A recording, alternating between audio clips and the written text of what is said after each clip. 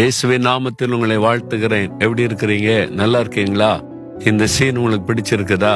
உறைந்த மழை அப்படின்னு பைபிள்ல சொல்லியிருக்குல்ல. ஸ்னோ எங்க பார்த்தாலும் வெள்ளை வெள்ளையர்னு இருக்குது. வீட்டு மேலெல்லாம் இருக்குது, குளிர் அப்படி ஆட்டுது. அதுக்கு மத்தியில தான் உங்களோட நான் பேசுகிறேன். இன்றைக்கு ஆண்டவர் ஒரு வசனம் உங்களுக்கு சொல்றார். என்ன தெரியுமா? அப்போஸ்தலர் நடபடிகள் 18 அதிகாரம் 10வது வசனம்.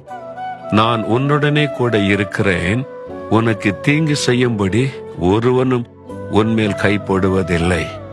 ஆண்டவர் உங்களை பார்த்து சொல்றார், என் மகனே, என் மகளே, யாரோ ஒருத்தர் குறித்து பயந்துகிட்டே இருக்கிறியா?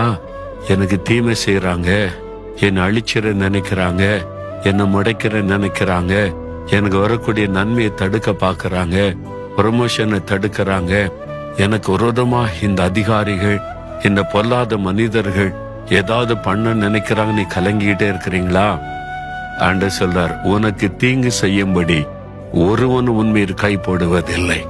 காரணம், நான் உன்னோடு இருக்கிறேன் என்று ஆண்டவர் உங்களை பார்த்து சொல்லுகிறார். இனி தீங்கை காணாதிருப்பாய்னு வாக்கு கொடுத்தார்ல.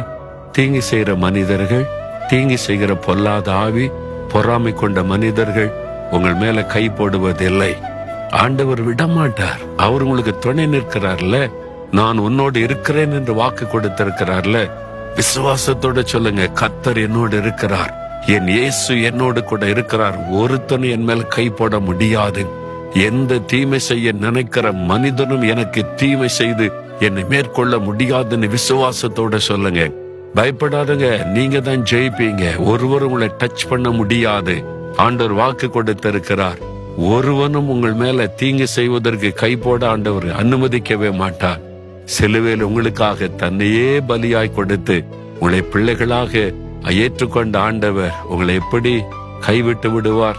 தைரியமா இருங்க, சந்தோஷமா இருங்க, மகிழ்ச்சியா சொல்லுங்க, ஒருத்தர் என் மேல கை போட முடியாது, யாரும் எனக்கு தீங்கு செய்ய முடியாது, இயேசு என்னோட இருக்கிறார் சொல்லுங்க. சொல்றீங்களா?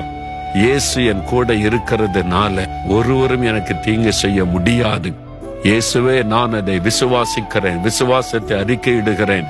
ஒரு தீங்கும் என்னை மேற்கொள்வதில்லை, யாரும் என் மீது கைப்பட முடியாது. நீர் என்னோடு இருக்கிறதற்காய் ஸ்தோத்திரம், ஸ்தோத்திரம். இயேசு கிறிஸ்துவின் நாமத்தில் ஆமேன், ஆமேன்.